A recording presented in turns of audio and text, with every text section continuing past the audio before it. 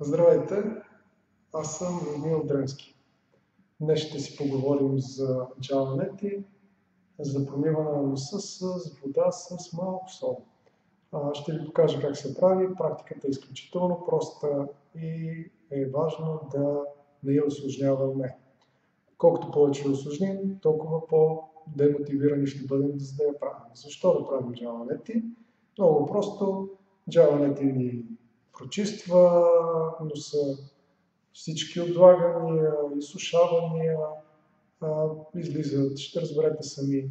Освен това, джаванети влияе много добре на синусите. Ако имате синузит, може да правите джаванети. Бъдете, разбира се, внимателни и осъзнати. Също така повлиява изключително добре главоболия. Също алергии. Думата за алергии избяга. Алергии, така че опитайте. Ако не опитате, няма да разберете.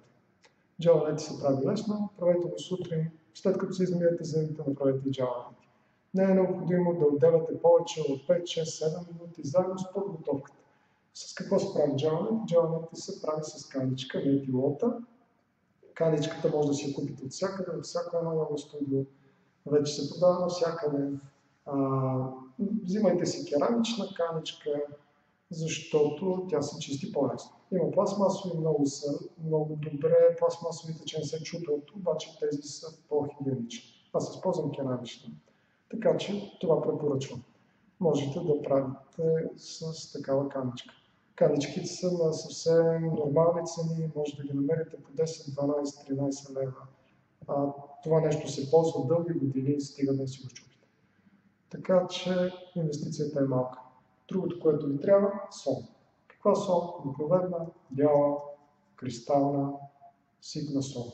Може да си вземете някакви други по-сложни, по-скъпи соли, с които да си промивате носа. Но аз лично не го препоръчвам. Ще загубите много бързо мотивация, ще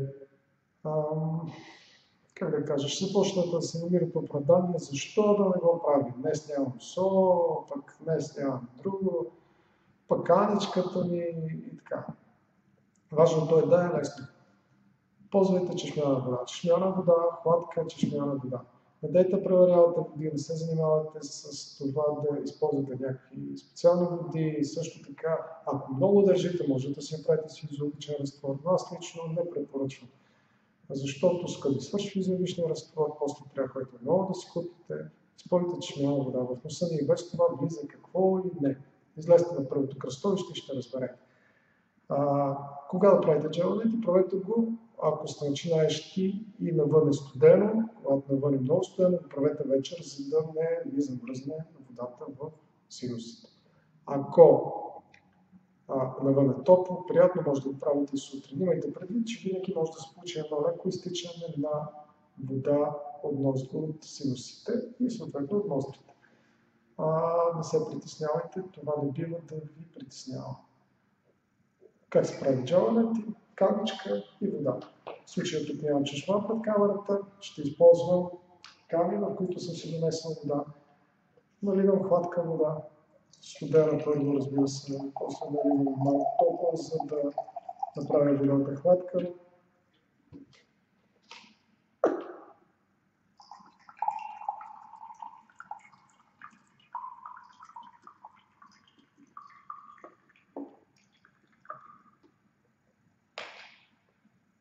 Мога да проверя малко как е положението. Сол, колко сол? Една лъжичка. Една малка кафена лъжичка. Равна. Не повече, не по-малко. На такава каничка, равна кафена лъжичка. Слагам, бъркам. Ако водата е хладка, водата се разтваря много бързо, така че нямате никакъв проблем. Не използвайте морска сол, не заради други. Много е хубаво да го правите с морска сол, но морската сол се разтваря бавно. Ще трябва да я чакате, ще трябва да сгубите 15 минути, ако ги нямате, то няма да ги направите. Затова използвате една обикновена сол. Ще използвам една купа, за да изтича водата. Вкъщи го правете над мивката наведени. Какво правим? Навеждаме се напред и леко настрани. Отваряме устата и дишаме през нея. Допираме върха на каничката в ноздрата си. Леко се навеждаме и чакаме. Чакаме водата да изтече през другата ни ноздра, да започне да изтича. Ето тя тръгна. Не бързате, не накладяте бързо каничката, за да ви полее.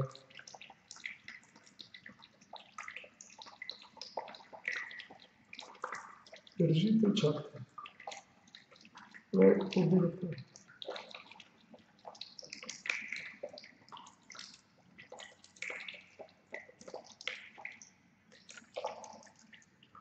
Смеяте.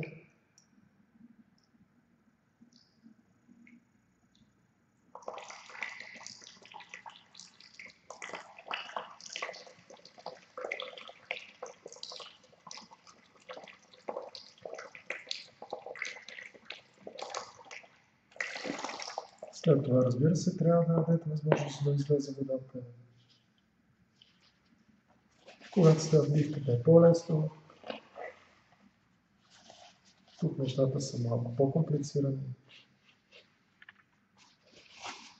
Подслушавате.